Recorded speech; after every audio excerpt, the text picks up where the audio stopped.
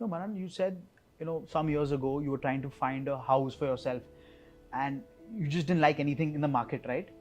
Can you give me your idea of a perfect home? See, a perfect home is something which is very, very personal. For you, a perfect home could be at a 100-story building. For me, for example, the perfect home could be at maybe like even a ground floor residence like a bungalow. Now, for me, a definition for a perfect home which fits in everyone's mind more or less is whether it's at the preferred location where you want to stay. Number two, who are your neighbors? Because see, a lot of times you might be having fanciest of the houses, but you're not happy with your neighborhood or the neighbors. And then eventually you're disappointed and then you tend to move out. Right. So please make sure that your neighborhood and your neighbors are checked. Whether you're staying with the right gentry also. It's sometimes a lot of developers do a lot of mixed gentry. Now, none of the people are bad. But what happens is the association of these two people is not good. Correct.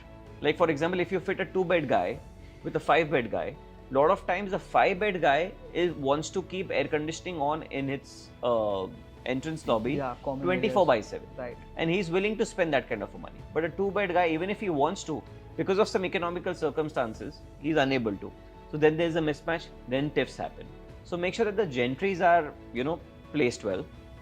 And what is more important is, for me, the light and the ventilation. Now, a lot of times people go behind these fancy elevations, windows don't open, they just open out 3-4 inches. You see a gold looking building, you see a blue looking building in terms of the facade. Now, these facades are great in countries like America, Absolutely. like Dubai, like Hong Kong, because the 100%. weather conditions are worst. Even if they want to open the windows, they cannot, because if you are staying in New York, 8 months of the year, it's extremely cold. Number two, here people want to breathe fresh air. So are the windows opening? What am I seeing outside the window? That's again one of the most important questions. Like, it's not just about the view. Are you facing a dump yard? Are you facing a railway track? What are you overlooking? Because these external environmental norms also impact your daily life. The smell, the noise of the tracks, etc. These are small things. So more than a sea view, to be honest, for me, it's not important. Like Mumbaikars love sea view. There's an obsession with oceanic views and people pay a premium for it. It's fine, but people don't understand one thing.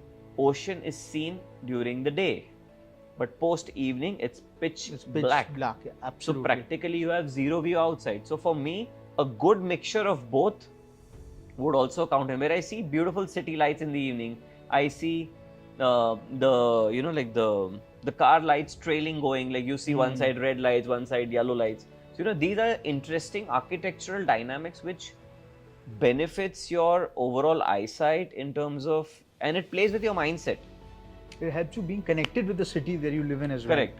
So light and ventilation, how many times do you have to switch on the light when you go to a bathroom?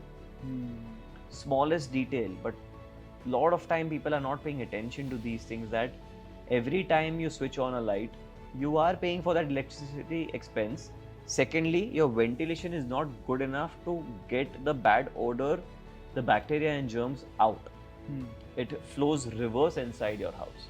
So these are small things which ideally defines a perfect home. So when I saw the developments when I was looking for my own house, I understood that these things have been paid least attention to.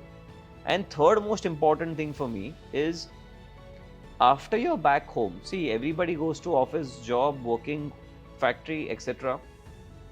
Everybody has work life and then personal life. Now when I come back home, what's there to welcome me? Family members, yes. But is there a welcoming situation? Do I feel a sense of achievement when I come back home? Do I feel proud that this asset that I own is making me feel happy? Or it's just to flaunt to others that I'm staying at an XYZ fancy pin code, but you are not happy? What's the point of spending the money showing it to others? Other people will come 2 days, 3 days, they'll talk, wow, Mayank, you've bought a fantastic house. That's great, amazing, what a view. But you are depressed. You're not happy. So make sure that there are certain checklists which are defined. Like I mentioned, the views and light and mental, etc. Because these things are mandatory for any person to be happy. The size of the bedroom, the size of the living room, the plan how your family is connected. See, a lot of times people have a misconception, and it's both ways. Open kitchen is not good for India. We have masala, we have tadka, this and that. But is that your family lifestyle? You might have a chef who's cooking for you, or you might have your wife or your mother cooking for you. This is the usual 90% situation in the house. What kind of a family is your family? Is your family house help and chef driven, or is your family mother, daughter, wife, or maybe even like the men are cooking these days? So what kind of a family are you? Because if you are doing your work yourself, you are cleaning your own house, you are cooking it on your own, or doing stuff on your own, then you need a more connected house, which is more open, connected to each other. But if you're house help driven, it's absolutely okay to keep a closed kitchen. Because sometimes people say closed kitchen, ventilation is not good. I feel suffocated. So you decide what's your priority and what kind of a family life you follow.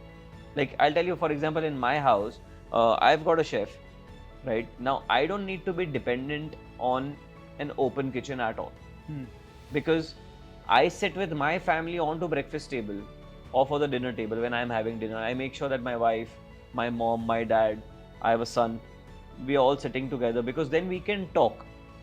If my wife or my mother is going and cooking inside the kitchen, my family life is also getting tampered with in terms of they're continuously getting disturbed. Absolutely. So you decide what's best for your family, whether you want to afford, whether you can afford, whether you want to spend, whether you don't want to spend, and you design your own house accordingly.